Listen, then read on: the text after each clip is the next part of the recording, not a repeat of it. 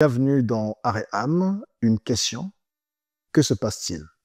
Pourquoi ce tumulte sur les deux rives du fleuve Congo entre les enfants du couple Olangi Osho et les membres du ministère chrétien du combat spirituel ici au Congo? Après 1001 rebondissements du 17 au 19 avril dernier, avait lieu ici à Brazzaville une assemblée générale extraordinaire inclusive dont on retiendra, euh, on va dire, l'élection ou la nomination d'un coordonnateur national, Romuald Molongo, d'un secrétaire national, Joachim Kindara, et d'un berger national, Bruno Jean-Richard Itoa. Je reçois donc pour parler de cette situation qui continue avec ses rebondissements. Je disais donc que je reçois le secrétaire national, Monsieur Joachim Kindara, pour nous expliquer ce qui se passe réellement. Bonjour, Monsieur le secrétaire national. Bonjour, monsieur le journaliste. Comment allez-vous? Très bien. Première question que j'ai à vous poser. Mama Olangi, son prénom c'est Elisabeth. Elisabeth, tout à fait. Qu'est-ce qu'elle représente pour vous? Lorsque je dis vous, je parle de toute la communauté. Maman Olangi représente pour nous notre mère spirituelle. Avec le message qu'elle a reçu de Dieu sur le combat spirituel, nous sommes devenus ce que certainement nous serions jamais devenus. C'est-à-dire, avec la grâce de Dieu, par rapport à son message, nous avons obtenu la délivrance dans plusieurs domaines. Beaucoup de choses qui ne marchaient pas dans notre vie ont été réparées par le Seigneur. Ce message-là nous a fait du bien. Maman Olangi, c'est notre mère spirituelle. D'accord. C'est la mère spirituelle et tout commence ici à Brazzaville autour d'un concept ou d'une vision, le combat spirituel. Vous pouvez nous en dire davantage? En effet, Maman Olangi a reçu le message de Dieu concernant la vision sur le combat spirituel en RDC. En ce temps-là, c'était le Zaïre. Mais Dieu lui avait donné une instruction sévère. Tu dois commencer ce message au Congo-Brazzaville. Maman Olangi donc a traversé, est venue ici à Brazzaville. Elle a été reçue par les mamans et elle a commencé à dérouler ce message-là. Le combat spirituel. Le combat spirituel. La vision, c'est quoi concrètement du combat spirituel? La vision du combat spirituel, elle est spécifique. C'est fait de telle sorte que de manière globale, que l'âme qui se trouvait dans les mains du diable puisse être rachetée pour appartenir maintenant à Jésus-Christ. Sortir l'homme animal pour le rendre homme spirituel. D'accord. Du combat spirituel, finalement, cette vision, on est arrivé à ce qu'on appelle le ministère du combat spirituel. C'est comme ça? Est-ce que le ministère du combat spirituel, lorsque nous sommes au niveau du combat spirituel, lorsqu'on a la vision, est-ce que c'est déjà une église ou ce n'est simplement qu'une communauté qui se regroupe quelque part, qui fait des prières? Non, ce n'est pas une église. D'accord. C'est un ministère d'enseignement, de formation, de délivrance. Quand Maman Olangi est arrivée ici, elle a travaillé avec un groupe de femmes, des hommes et des jeunes.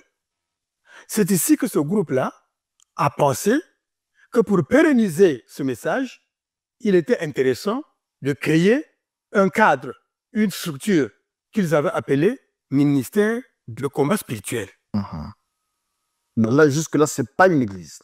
Ce n'est pas une église. Ça n'a jamais été une église aussi. D'accord. Donc, le ministère du combat spirituel, c'est de ce ministère que, on va dire, découle ou dérive la CIFMC, le Centre Péniel, la JCC et l'Église chrétienne biblique. C'est bien ça.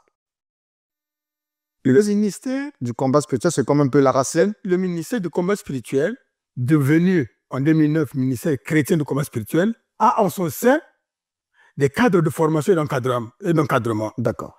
Il y a un cadre de formation et d'encadrement que nous appelons Communauté internationale Femmes Messagers de Christ en République du Congo, constituée des mamans, des femmes. Il y a un cadre pour les papas qu'on appelle le Centre Péniel mondial. Et il y a un cadre pour les jeunes qu'on appelle les JCC, Jeunesse chrétienne combattante. Et puis il y a l'Église chrétienne biblique. L'Église chrétienne biblique reçoit tous ceux qui ont reçu la formation au combat spirituel pour les sacrements. Alors, comment ça fonctionne? Parce que vous m'avez dit tout à l'heure que ce n'est pas une église. Oui. Or, nous savons que le fonctionnement des églises, comme on le voit sur les dérives du fleuve Congo, c'est qu'on se retrouve les jours de la semaine, ça peut être un lundi, un mardi, et puis dimanche, il y a un grand culte. Est-ce qu'au niveau du ministère chrétien du combat spirituel, ça se passe aussi comme ça? Au niveau du ministère chrétien du combat spirituel, nous avons des journées de formation. Les mamans sont enseignées, les papas sont enseignés, les enfants sont enseignés. Pourquoi ces différents cadres-là? Parce que le diable, le malin, n'attaque pas les mamans de la même manière que les papas et les enfants. Ah, d'accord. C'est pourquoi ils ont des enseignements spécifiques. Donc nous avons des journées d'enseignement et le jour de dimanche, le matin, tout le monde est parti à son église et l'après-midi, nous nous retrouvons pour notre culte d'adoration, pour adorer le Seigneur pour tout ce qu'il a fait pour nous pendant toute la semaine.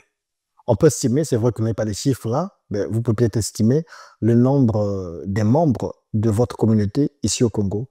On peut avoir une idée? En tout cas, nous pouvons aller dans les 20 000. Dans les 20 000. Oui. D'accord. Un coup dur pour cette communauté, c'est la disparition tragique de Maman Olengi et de son époux aussi. Qu'est-ce que ça a changé dans la marche du ministère? Ah, ça a changé beaucoup de choses dans la marche du ministère. Parce que la disparition des parents, c'était un coup dur pour nous. Personne ne s'y attendait. D'ailleurs, personne ne s'attend à la mort. Et après que les parents aient été rappelés à notre Seigneur, les enfants biologiques ont pris donc la chose en main à Kinshasa. Alors, quand vous dites parents, justement parce que ce sont vos parents spirituels qui ont aussi des enfants biologiques. Vous êtes des enfants spirituels. Oui. D'accord. Nous sommes des enfants spirituels. Nous avons été enseignés sur le plan spirituel par ce couple-là. Mais ce couple-là a des enfants biologiques. Ils sont 7. D'accord. Donc, après la disparition des parents, après leur décès, les enfants à Kinshasa ont pris la chose en main. Sans associés, je voulais vous dire que le ministère des chrétiens de combat spirituel se trouve pratiquement dans plusieurs pays. Donc, après le décès des parents, lorsque les enfants prennent la relève, ils n'ont pas cherché à associer les enfants spirituels pour voir comment nous allons maintenant marcher en l'absence des parents. Alors, eux, ils sont enfants biologiques. Est-ce que, d'une autre manière, ils ne sont pas aussi enfants spirituels comme vous? Est-ce qu'ils n'ont pas été enseignés? Est-ce qu'ils n'ont pas été consacrés comme vous, enfants spirituels? À ce que je sache, lorsque les parents étaient encore en vie, ces enfants biologiques, les uns étaient au Canada, les autres aux États-Unis, ils n'étaient pas avec les parents pour apprendre comme nous. C'était une université. Nous avons des grands modules. Moi, je vous parle par exemple. J'ai suivi ce grand module-là, du premier module jusqu'au 17e module. Il y a des modules. Des modules de formation. Ce sont ces modules de formation qui ont fait qu'aujourd'hui, je peux dire que je suis disciple de Jésus-Christ. J'ai été enseigné. Mais ces enfants-là n'ont jamais été enseignés. D'accord. Et lorsque vous êtes enseigné, on vous met dans une promotion. Je suis promotion Élie. Mais ces enfants-là ne peuvent pas dire que je suis dans la promotion Élie ou dans la promotion Gédéon. Non. Nous n'avons jamais vu ces enfants-là dans une classe d'affermissement en pain d'écouter, apprendre, d'être formé. D'accord. Un peu comme à l'école militaire, hein, c'est-à-dire qu'il y a des promotions. Lorsqu'on est AET, la référence, c'est la promotion et les amis des promotions. Et vous dites que ces enfants-là n'appartiennent à aucune promotion. À mon entendement, hein? À votre connaissance, non. Non, non, non. D'accord. Alors, tout à l'heure, vous avez parlé des enfants à Kinshasa qui ont pris, dans un langage politique, on dirait, les rênes du pouvoir. Avant qu'on en arrive là, vous avez cité la CFMC, le Centre Péniel, le JCC, l'Église chrétienne biblique, mais il y a aussi un autre instrument, un autre outil, ou on va dire un autre organe, qui est la, je ne sais pas comment ça se prononce, FOW, la FO, Fondation. Dénommée Fondation Olengi Wosho. C'est quoi concrètement? La Fondation Olengi Wosho est née plusieurs années après le ministère chrétien du commerce spirituel. C'est Maman Olengi qui a été à la création du ministère. Son mari, qu'on appelle Papa Olengi, Ne croyez pas. n'y croyait pas. Il est resté pendant 8 ans en train d'observer son épouse. C'est 8 ans après qu'il a adhéré à ce message-là. Donc c'est après 8 ans, peut-être 9 ans, 10 ans, qu'il viendra avec l'idée de créer la fondation, l'association dénommée Fondation Olengi Wosho. En fait, c'est une association ou c'est une fondation? Non, c'est une association. Après, dans les textes, c'est écrit association, je vais vous lire le texte. C'est l'article 1 des statuts de l'association dénommée Fondation Olengi Wosho République du Congo. Il est écrit, il a été créé à Brazzaville. On date de la signature des présents statuts, une association sans but lucratif dénommée Fondation Olengi Wosho, en sigle FO. Créé en quelle année? Créé en 2007. En 2007. Oui. D'accord. OK. Et c'est sur le plan administratif. Le ministère chrétien du combat spirituel. Sinon, le ministère du combat spirituel est créé quand? Parce que Maman Olengi arrive ici dans les années 90, 1990. Donc nous pouvons dire que le ministère avait été créé certainement en 1991. Oui. D'accord. Donc le ministère est créé en 1991. La fondation est créée, vous avez dit administrativement en 2007. En 2007. Dit, d'accord. Et donc cette fondation, elle joue quel rôle? Bon. C'est là le problème. Ah, c'est là le problème. L'un des problèmes. D'accord. Parce que dans les textes de la fondation, qui est créé après le ministère, se trouve beaucoup d'ambiguïté. Beaucoup d'ambiguïté parce que je vais vous lire par exemple ici, dans l'article 3, du but et des objectifs. Le but général de la fondation est de réaliser des actions éducatives, sociales, spirituelles et humanitaires, visant le développement intégral de l'être humain et la paix entre les hommes avec Dieu. C'est pratiquement le même but que le ministère chrétien du combat spirituel. Pour ce faire, elle poursuit les objectifs suivants. Rentrons aux objectifs. La constitution d'un fonds spirituel, moral, matériel et financier pour la création d'organismes et institutions spécialisés à caractère spirituel, moral, éducatif, culturel, social ou socio-économique concourant au développement intégral de l'être humain selon la morale et la foi chrétienne. L'organisation et la promotion de ces organismes et institutions à travers le monde. La recherche, la création et la mise en œuvre de moyens et des instruments de soutien au fonctionnement de ces organismes. Alors que ces organismes étaient déjà créés. D'où vient-il que la fondation vienne prendre la paternité de la création de ces organismes qui existent déjà? Mais c'est votre fondation en réalité. C'est notre fondation. Comment on est arrivé là? Comment on peut expliquer ça? Ceux qui ont signé ces textes-là, ils sont deux. Le coordinateur national et le secrétaire national. Ils l'ont fait par respect et soumission aux parents. Sinon, et d'ailleurs, après avoir signé, les parents leur ont donné une instruction sévère de ne pas divulguer ces textes-là au peuple de Dieu. Pourquoi ils ont... Je ne saurais vous le dire. Ici, nous avons aussi il avait été mis en place l'équipe dirigeante qu'on appelle la coordination nationale. Les parents avaient dicté quelques noms, 12 noms. Et ils ont demandé à ce que ce document-là ne soit pas donné à ces 12 personnes. Eux-mêmes le feraient. Donc, ça, c'était dans le secret des parents, du secrétaire national et du coordinateur national. Et les autres ne savaient pas. Non, non, non. Malheureusement, Dieu les a rappelés sans pourtant qu'ils aient parlé de cette situation-là à ces gens-là au peuple de Dieu. Et donc, après leur décès, les enfants, lorsqu'ils ont radié certaines personnes, alors ces documents-là sont sortis. Le peuple de Dieu s'est posé la question, mais on les a radiés sur quelle base? Vous voulez vérifier. Et ils se sont rendus compte qu'il y avait des textes. Ces textes-là sont où? Donc, ça parle de ce moment-là que ces textes-là sont sortis. Ça veut dire que les enfants, il n'y avait pas seulement ces textes-là, n'étaient pas seulement dans le secret des parents, du coordonnateur et du secrétaire national, mais les enfants aussi étaient au courant. Je crois qu'en ce temps-là, les enfants n'étaient pas au vivant de leurs parents, je crois qu'ils n'étaient pas au courant. Ils ont peut-être découvert. Ils ont découvert peut-être des textes. Après la mort de leurs parents, je bois. D'accord. Alors, à la mort des parents, qu'est-ce qui s'est réellement passé? Puisque on croit savoir que le ministère du combat spirituel est structuré.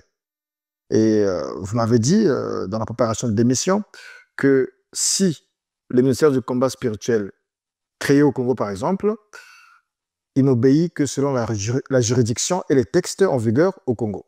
Le ministère du combat spirituel créé en RDC obéit simplement à la législation de la RDC, pareil pour ceux qui le créeront en Ouganda ou au Canada, mais en restant simplement dans la même vision. Tout à fait. Alors, donc, je pense que c'est structuré. Comment se fait-il, en fait, comment, mais à la mort des parents, comment vous, de Brazzaville, et ceux de Kinshasa, avez-vous fait pour essayer de continuer de perpétuer cette vision-là? Qu'est-ce qui a été prévu? Qu'est-ce qui a été fait? À la mort des parents, Brazzaville attendait un signal de ceux qui avaient pris les rênes à Kinshasa. Ah, ils ont pris les rênes aussitôt? Ils ont pris les rênes aussitôt, oui. Ah, d'accord. Automatiquement. C'est ce que le texte prévoit. Non, non, non. Okay. Non, non, non, non, non, non, non. Dans le texte, on ne parle pas des enfants. Non, non, non, non. Donc, Brazzaville attendait que ces enfants-là fassent un geste. Comme ça a été créé, comme c'est né à Brazzaville, certainement ils diraient, mais les anciens, venez, retrouvons-nous, comment nous allons marcher ensemble. Ça n'a pas été fait. Mais curieusement, le coordinateur national a organisé au niveau de la République du Congo le peuple de Dieu pour aller à Kinshasa, présenter les vœux aux enfants. Il s'est retrouvé ici avec les membres de la coordination nationale qui lui ont dit non, ne faites pas ça. Il faut que nous puissions premièrement nous trouver avec ces enfants-là pour regarder comment nous allons marcher ensemble. Parce que la vision, c'est ce qui nous caractérise. Nous devons la suivre tel que maman faisait. Ces enfants-là n'ont pas été enseignés à la vision. Ils ne connaissent pas exactement ce qu'il faut faire pour diriger une telle structure. La fondation Olangi Washo à Kinshasa, oui, c'est comme une société. Ils peuvent en être héritiers. Mais le ministère qui est du commerce spirituel, qui est la partie spirituelle, il faut le gérer autrement. Ne fais pas ça. Le coordinateur national est quand même parti à Kinshasa. Et même ceux qui partaient avec lui, le grand délégation, j'étais parmi ceux-là. Ah, vous y parlez? Oui. Nous ne savions pas de quoi il va parler. Quand nous arrivons au beach de Brazzaville, au sommet diplomatique, le coordinateur me dit, devant témoin, il dit, Joachim, au retour, il faut retoucher tous ces textes.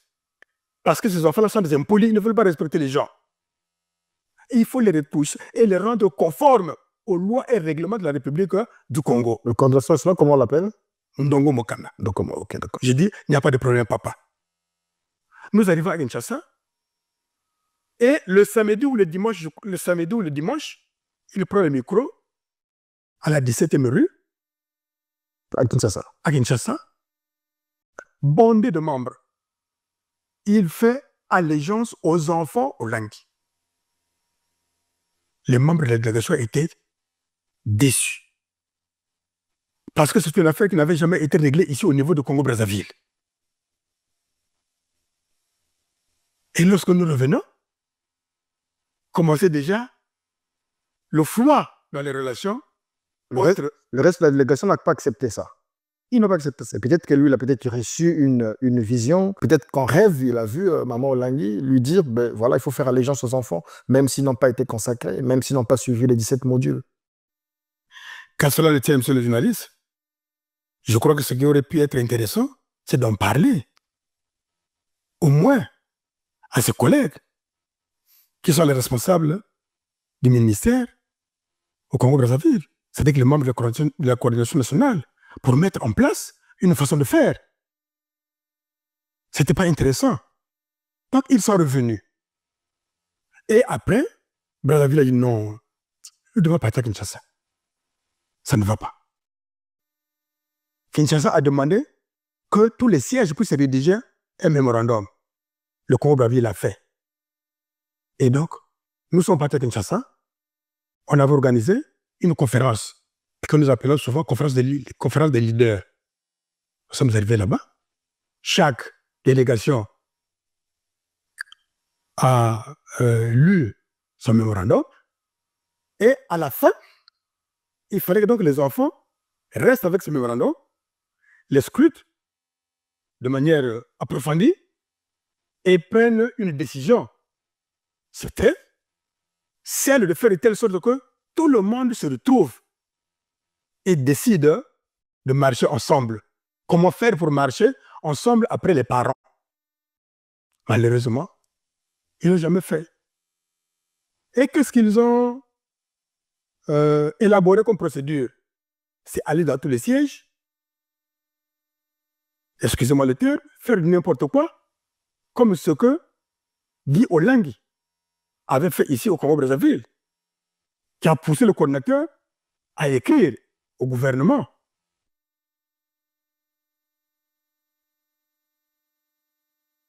Aujourd'hui, comme on dit, cette situation a mis un rebondissement et on croyait que les choses s'étaient arrangées puisque à partir du 17 jusqu'au 19 avril, il y a eu une assemblée générale extraordinaire inclusive. Et finalement, les enfants ont rejeté les décisions issues de cette assemblée générale. Mais surtout, ils ont dit dans une note qui traîne sur les réseaux sociaux qu'ils verront justement la possibilité de vous traîner En justice. voilà, devant certaines juridictions. Et qu'est-ce que vous faites? Vous démissionnez, vous annulez, qu'est-ce qui va se passer? Monsieur le journaliste, nous sommes à la République du Congo, un pays qui a des lois, un pays qui a des règlements. Toutes ces associations sont régies par la loi congolaise, la loi de 1901. L'Assemblée générale qui a été tenue est le fruit de la générosité du gouvernement. En amont, les 2/3 des membres de la coalition nationale avaient demandé au coordinateur national que nous puissions nous asseoir pour régler ce qui avait été provoqué ici par Guy Olangi, qui avait été sanctionné par la lettre que le COBE avait envoyée au gouvernement, et le gouvernement a pris la décision de suspendre les activités. Cette rencontre avait eu lieu à l'hôtel Olympique Palace. Le coordinateur national n'est pas venu. Le gouvernement de notre pays n'a pas croisé les bras. Ils nous ont invités à la préfecture avec un message. C'était le DGAT de ce temps-là qui nous a dit, le ministre de l'Intérieur vous dit ceci, retrouvez-vous entre les Congolais, pas d'ingérence étrangère. Fumez le calumet de paix. Vous êtes les enfants de Dieu. L'arrêté qui suspend vos activités, en son article 2, dit que vous n'allez reprendre les activités que lorsque l'ordre sera établi en votre sein. 3 jours après, le coordinateur a organisé une réunion toujours à la préfecture, sans inviter les autres membres de la coalition nationale. Ceux-là ont vu l'annonce dans les réseaux sociaux. Ils ont dit, pas de chaises vides, nous devons participer. Ils sont venus. Pendant 3 jours, le premier jour, c'était le préalable. Le deuxième jour, nous avons arrêté quelque chose de consistant. La mise en place d'une structure pour organiser l'Assemblée générale extraordinaire. Et le coordinateur national était d'accord. Monsieur Moukama. Monsieur Moukama. D'accord. Le soir du deuxième jour, il a appelé Kinshasa. Il dit, voilà ce que nous avons décidé. Kinshasa a dit, pas question. Et le lendemain matin, le troisième, il est venu pour dire, Kinshasa a dit, pas question. Ou c'est Kinshasa qui organise, ou il n'y a rien.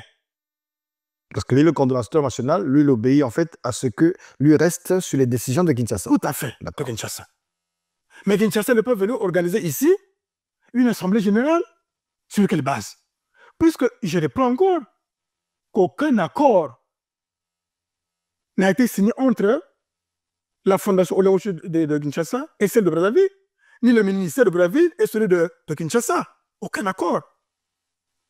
Même ces deux associations-là, ils n'ont signé ici à Brazzaville aucun accord de siège avec le gouvernement congolais. Donc, la passerelle de relation qui existait entre Kinshasa et Brazzaville, c'est le respect que nous devons à nos parents. C'est un respect spirituel. Donc, nous avons dit non, ça ne tient pas et nous nous sommes séparés pratiquement en queue de poisson.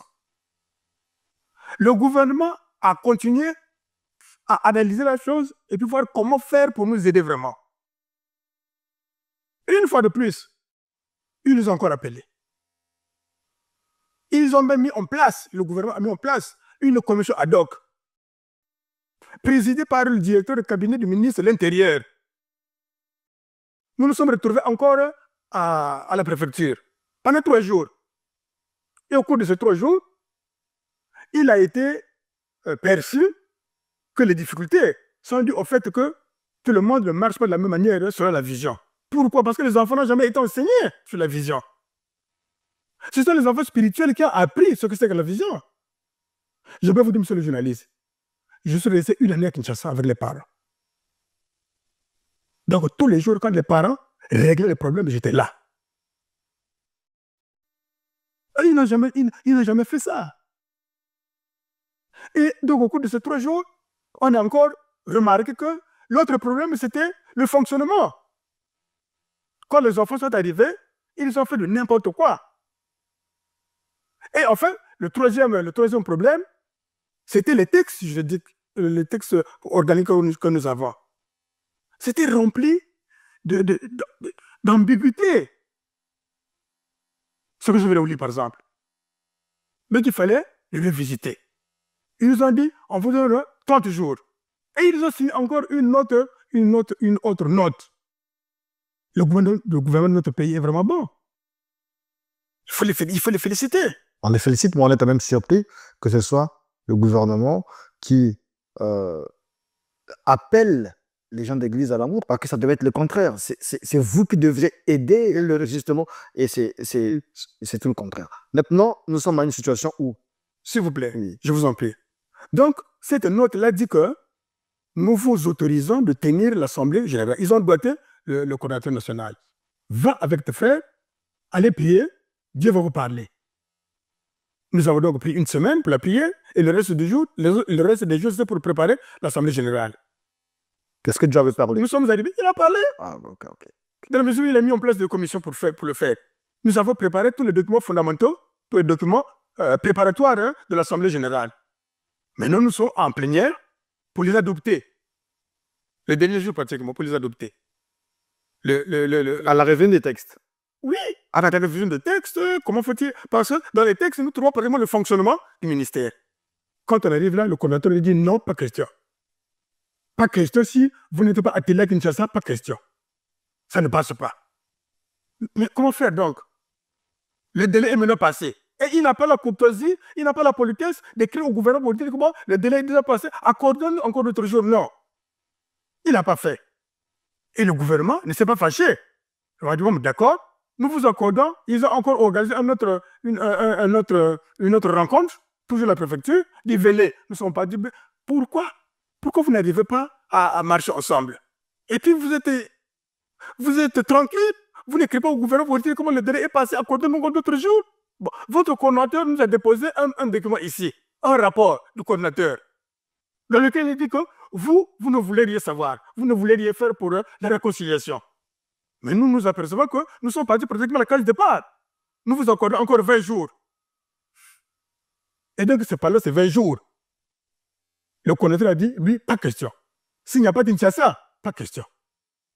Mais les 2/3 des membres de la coalition nationale, c'est à ce moment-là qu'ils vont décider, puisque le gouvernement nous a déjà accordé l'autorisation exceptionnelle. Parce qu'ils n'ont pas dit que c'est pour le Coran, non, c'est pour le ministère chrétien du combat spirituel. Les 2/3 ont dit, bon, nous allons convoquer donc l'Assemblée générale. Mais elle sera inclusive. Tout le monde doit venir. Donc, les 2/3 ont pris les choses en main.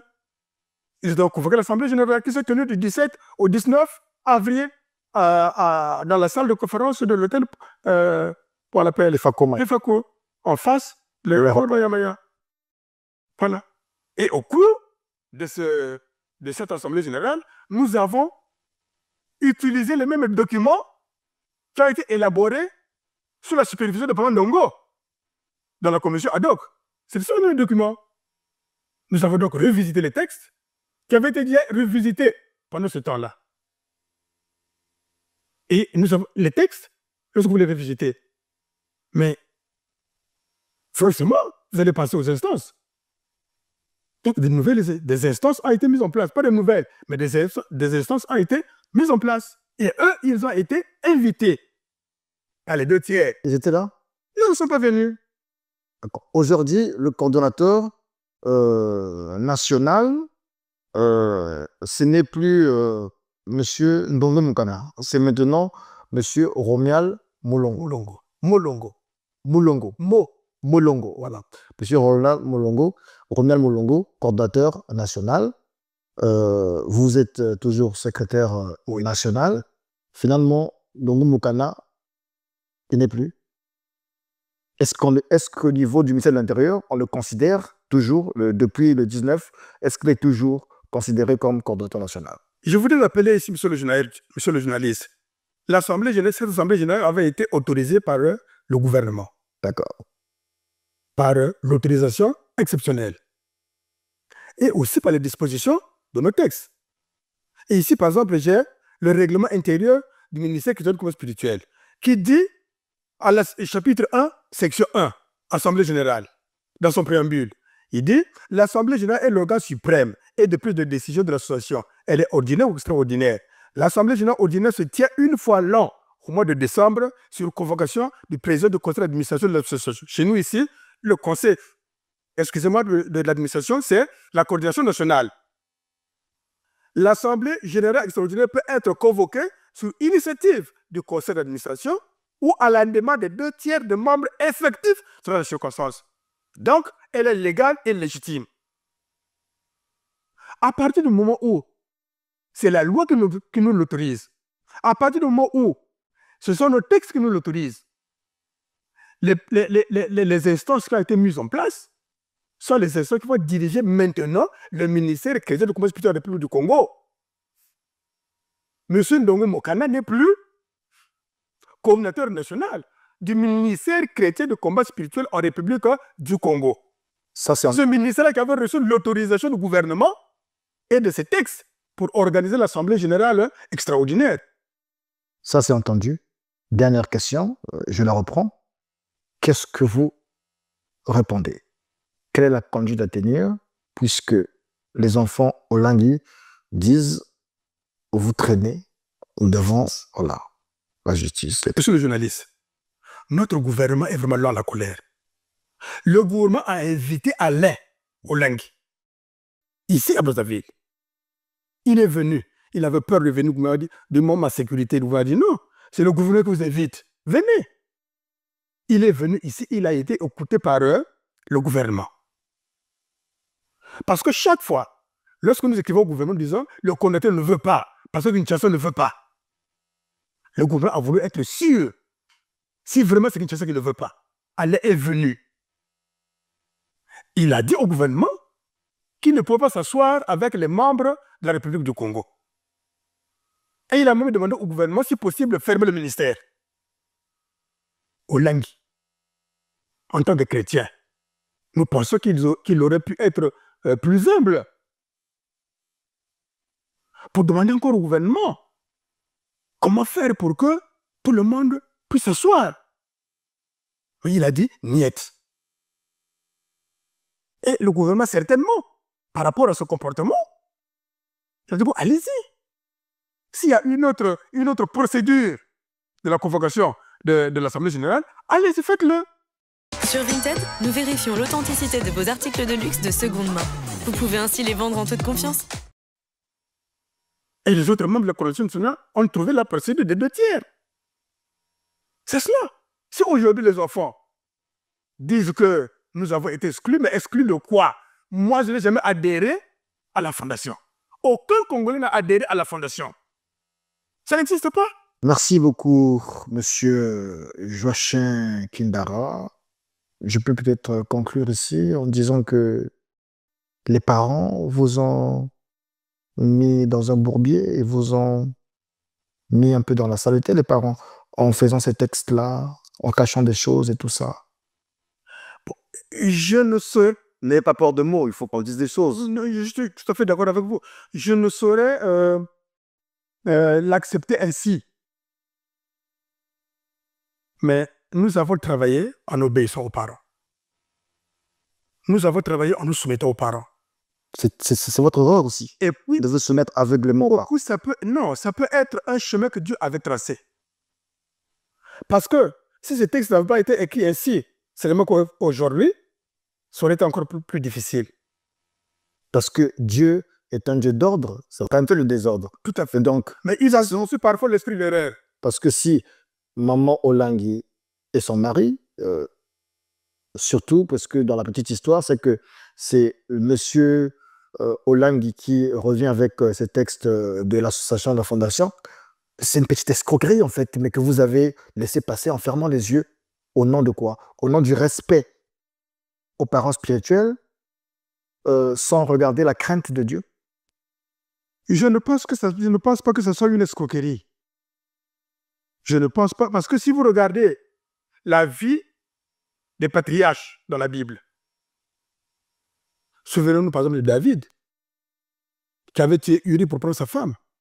Et de cette femme-là est né Salomon. Dieu dit, l'homme selon mon cœur. Je ne peux pas rentrer dans les desseins de Dieu. Cela a certainement été arrivé pour qu'aujourd'hui, nous puissions organiser cette assemblée générale extraordinaire inclusive et arriver à ces résultats-là. D'accord. Je le crois. C'est la fin de notre entretien. Merci Et beaucoup. si vous était donné à l'ancien coordonnateur national ou aux enfants qui sont au niveau de Kinshasa, est-ce que la porte est toujours ouverte pour une, peut-être pas négociation, mais pour une conciliation? Elle est toujours ouverte, la porte? Papa, nous sommes des enfants de Dieu. Dieu est amour. La porte est grandement ouverte. Grandement ouverte. Il y a eu certainement une petite, un esprit de perdition, un esprit d'erreur. Mais Dieu est merveilleux. Dieu est bon. Il appelle pour ses enfants. La porte est grandement ouverte. La mise en place de ces instances-là ne signifie pas que la porte est fermée. Non. Absolument pas. La porte est grandement ouverte. Et comme avait dit l'évêque Miyuna, que ceux qui hésitent, qu'ils reviennent à la maison. C'est très important. Pour que nous reprenions tel que nous étions avant, au temps des parents. Ces textes-là, il ne faut pas se cacher derrière quoi que ce soit. Ces textes-là étaient indigestes Donc, lorsque le gouvernement nous aide à pouvoir les reformuler, nous avons reformulé, revenez tous à la maison, marchez ensemble. La porte est grandement ouverte, monsieur le journaliste.